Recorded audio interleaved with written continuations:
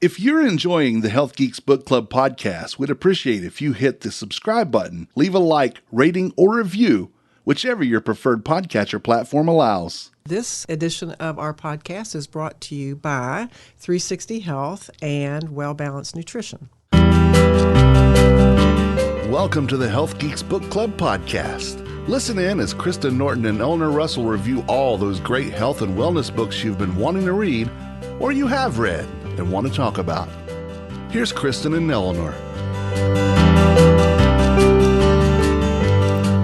Hey y'all, this is going to be episode 2 of Talking About the Gospel of Wellness by Rena Raphael, Gyms, Gurus, Goop, and the False Promises of Self-Care. We're really opening it up now and talking about what is this wellness movement? Where did it come from? Why are we so involved with wellness these days and self-improvement? What's that all about? Yeah, well, she has the structure of her book is cool because she'll bring up a topic, tell her personal story about it, and let the storytelling thing pull you into it, and then give you all these good expert opinions and statistics if you want them. But then she kind of has a history block. So you could go through the book and just read the history blocks, which is kind of what I did, because I love the history of medicine. I love the history of my little village of Clemens and that kind of thing. So here we're going to talk in this little episode about some of the things she called our minds to, which I learned things I hadn't known before. Maybe you do too. Right. Like, go what? It reminds me that, even though we've claimed this wellness movement, these aren't necessarily new ideas, and they've just been reinvented. Yeah, actually, Pythagoras and some other folks were talking about how you need to take care of yourself, and that was a long time ago. But do you know where the graham cracker came from? This was a good one. Yeah. Did you know this story before? I had no idea. I didn't either. Well, it seems like this Presbyterian minister, I guess the Reverend Graham, and this was back in the 1800s. This is not contemporary. He was preaching that food in the natural state is what we should be eating. So kind of like clean eating back in the 1800s, like you should cook your own food if you want to be pure. And then there was this following of Grahamites who also were, through their faith tradition, encouraged to build strong bodies so they could be in service of their master, God. So the idea of body and weight were kind of introduced there. And this Dr. Graham showed them how to sift flour and use raw flours and make things. Well, it's not anything like the Nabisco graham cracker, but it's kind of where that whole idea started. And I thought that was interesting, that clean eating is, something we talk about now, but it was also something they were talking about in America in the 1800s. Do you want to say anything about that before I go to the next little history tip?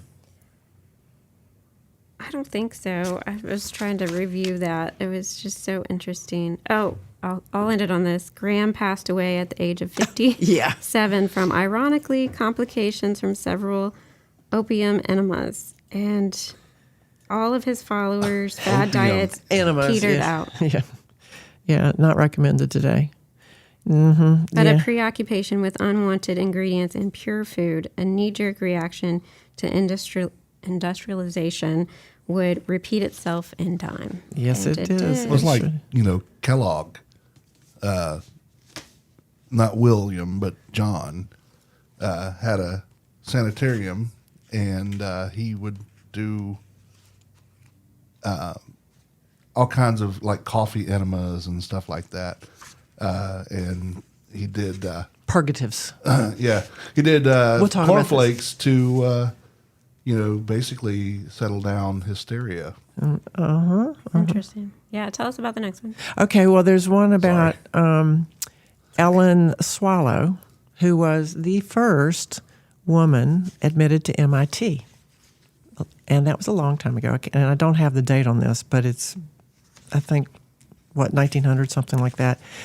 Because she sort of influenced the food science industry and also the American household by encouraging women to wipe down their counters, mop their floors, be the manager of the home, make a clean home. And you are foot soldiers for health if you are the woman of the home.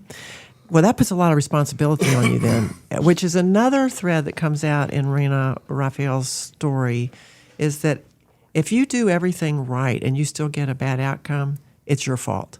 That's the head game, which it may not be your fault. Right. And there's that story that I've often come up with. People say, oh, the universe will take care of you, abundance is there, which I like to think about. I like that idea.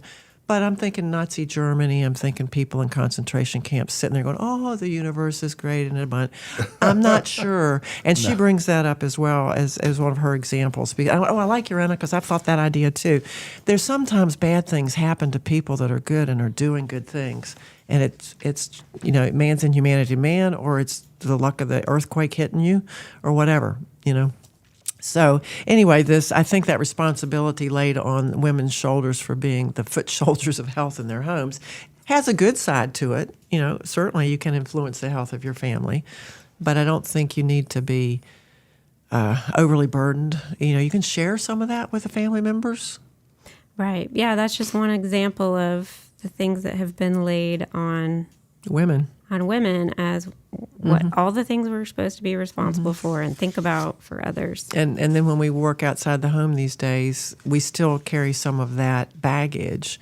And then our relationships also, there's not enough time for everything. So anyway, it sets up a dynamic that's not good. The other thing that Ellen Swallow was important in doing was the Pure Food and Drug Act of 1906. So one of the first policies on food safety. So I thought that was kind of interesting. She got her degree in, I had it, hold on, in 1873 she got her from SB MIT. From MIT. Yeah, which is pretty impressive. Women were not in the academy very much in those days. No. All right, well then the next group is has to do with the fitness fad with a nude twist, which I thought was really fun. Yeah. This woman named Dr. Bess Messendiak, also a physician, and this is around 1937, influenced body culture. Life magazine did an article about her movement. She was a female physician, but she had to get her degree in Europe because the American schools evidently did not admit her.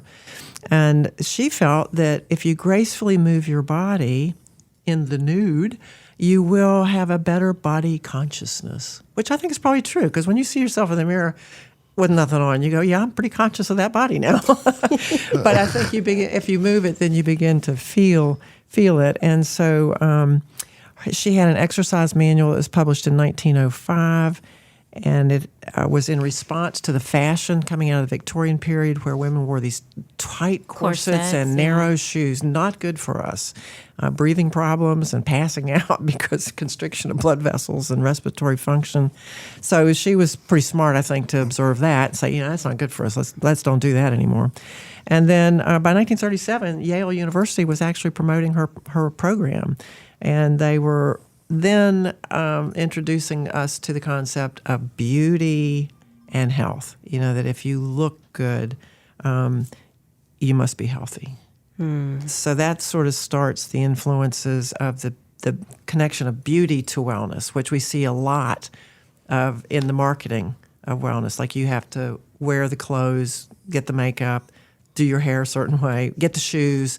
You got to look the part. Right, and they only usually show one type of person in those ads for this kind of company. Yeah. So they say that this Dr. Menzendiek influenced Joe Pilates, which we have a lot of Pilates studios now. So I thought that was kind of fun.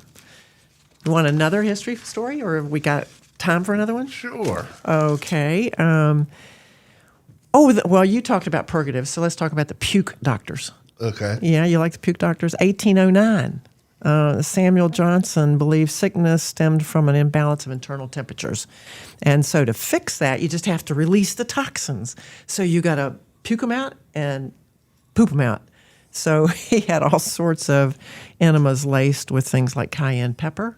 And I'm sure other things, but I must have been Drano enema. a little uncomfortable. He didn't have a lot of confidence in the medical community. But I will tell you, in the 1800s, medicine is not what we have today. Medicine was surgeons and some tonics and maybe arsenics and the what do they call the people that mix chemicals? Alchemists. Alchemy, yeah. So the history of medicine in America is pretty interesting. So this was kind of prior to it becoming a better system than we had at that time. But anyway, it also started the conflict between alternative practices and what the medical community was recommending. Because he'd seen his mother treated with some heavy metals for some kind of respiratory tuberculosis or something. Mm-hmm. And he said she was ushered quickly out with that therapy. So he had a distrust of medicine because he felt it killed his mom, although the disease might have killed her as well. Right. So then we have... Did you write any notes about the Depression era ads where they pressured the moms into feeding their children nutrition-enhanced cereals? And the advertisements specifically said, it's not Sally's fault. She's not doing well in school. She just has a neglectful mom. And if you eat these things, she won't have shyness and some other little behavioral problem. It's like the mom's responsible. Yeah. See, that's that mantle of the soldier of foot soldiers for health in the home. Yeah. It's the mom's fault. You didn't feed her the right thing. Yeah. Oh. Guilt. Mom guilt. That's terrible. And I think today we have a lot of mom guilt about, your kid's obese. So you're a bad mom. Mm-hmm. Doesn't or always you're work not that feeding way. your children organic foods, or Yeah. Can you help me pay for these organic foods? The whole Kim Kardashian debate. She opens up one article about Kim and what's her sister's name? The other one. The other one. Yeah. I don't keep up with the Kardashians, clearly. But they fight about whether they should have sugar at a kid's birthday party. And it was quite the debate. Yeah, they got into a fight, evidently, a physical fight. Which, reality TV is promoting excessive behaviors, which I think are not something we should be promoting. I don't think it's healthy. Yeah. Although you should voice your grievances. Yes. Yeah. Well, all that history is really interesting, right? And it's like, okay, there's always been a little bit of a dark side to wellness. There's always been these tricky advertisements that are playing mind games on women most often. And that this kind of opens up the picture of, to me, what I see as the dark side of wellness. And that's when self-care is framed as a way that makes us at fault for not taking good care of ourselves. Mm-hmm. Doing the right thing. Right. And it's when marketers and self-proclaimed gurus make these promises and go all in on their one idea that they had experience with. And then the messages that make us feel like we're never good enough. Mm-hmm. So she says nutrition was imbued with a sense of morality and elitism, claiming to ensure good nerves, composure, energy, beauty, and steadfastness, and would also secure you future prospects. Yeah, we could have a whole episode talking about the nutrition points. Yeah. Maybe we'll do that next. She talked about some of the drug fiascos, some thalidomide, and I would add DES. There have been some really damaging things done with medicinals and pharmaceuticals. So a lot of the times when we're saying what you should and shouldn't do, you do need to take into account what pharmaceuticals are on board, because they do influence function. There are all sorts of fun things in here about pumping iron. I'm going to live to 100, which made me think of our book that David Sinclair wrote. Yeah. Blue Zones? No. What? It wasn't Blue Zones. No. David Sinclair was the geneticist that talked about. It was the key to longevity or something like that. I don't know. I can't believe we can't remember the name of it. I'm Not Going to Die, How Not to Die, something. I don't know. That's a different book. But David Sinclair is the godfather of cellular anti-aging theories, and was talking about supplementation and practices to keep your genes. Lifespan. There you go. And while we age and while we don't have to. Right. I'm so sorry, David. I can't believe we forgot the name of your book. But yeah, and so she talks about that, living to 100. And there was a really curious story she tells about Dick Cavett's show. And if you're not as old as me, you don't know who he is. I know who he is. And he was a great interviewer. And he had one of the pioneers in the natural health movement on his show to interview him. And this guy started the Prevention magazine. His name was J.L. Rondell. And it turns out after the interview, they moved him to a couch so the next guy could come in to talk. And it's all on screen. And the guy goes, and died on screen. Right. Yeah, and it was not that old. And it was like, oh, this is not good. Here's someone advocating for wellness saying, I'm going to live to 100, and then he croaks on the TV at something like 60 years old or less. And Dick Cavett is still alive, by the way. Oh, is he? I didn't know that. Yep. Yeah, but he believed the secret to longevity was a nutritious diet. He did it. He was an alternative medical practitioner, but he too died early. So that thing have guarantees. I think the wellness industry cannot, like you were just saying, one of the things that we hope we do in our practices is not make these claims that, do what we say and this will happen and you will live to 100 and be happy. Right. Yeah, there's a lot more to it because it is that constellation. It's not just the conversations we're having. Where are we on our time there, Tim? 16 minutes. Oh, well, then let me tell you one more. It was the astrology movement went to the White House, and that had to do with Jean Dixon. I thought, this is kind of a weird story. She had a vision. The astrologer? Yes, about the assassination of Kennedy very early. And it happened. It came true. And so everybody said, oh, we're going to. So Nixon brought her to the White House and consulted her on all sorts of things. But there then became this thing called the Jean Dixon effect, which is about our psychological tendency to remember our successful predictions while ignoring the more frequent failures, which she had many more. She had a lot of false predictions. Premonitions. And so that kind of helps us think about, why do we believe it when somebody who is not a scientist, is not a nutritionist, is not an exercise physiologist, says, come to my gym and pay $6,400 for a weekend and we'll just solve all your problems. Like, why would you believe that? But because it happened for one person or the people that are selling you this thing, so you believe it, or you want to believe it. So we have that tendency. Social proof is powerful. Yeah, we have that tendency to do that. So I think we have a long history as Americans of being influenced, and we are humans, and we are a population of humans. So I think in the rest of our conversation about this book, it's going to be fun to dig down into Rena's observations of nutrition and wellness, fitness, and supplementation, and the gym. Yeah, I think that was a real cool history lesson. Those were really fun because they're just throughout her book, these little flashbacks. Mm-hmm. And Eleanor, I appreciate the rundown of all of those. That was. I'm not sure I hit all of them, but no, you didn't. They were entertaining. But that's interruptions. more reason to read the book. Mm-hmm.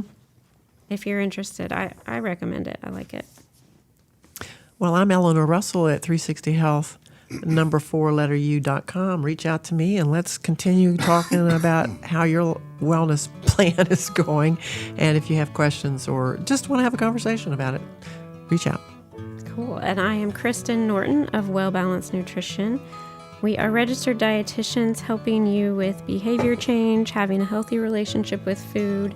And we invite you to visit us at wellbalancednutrition.com and sign up for a free clarity call to see if nutrition coaching would be right for you. All right, see you on the next one. Bye-bye.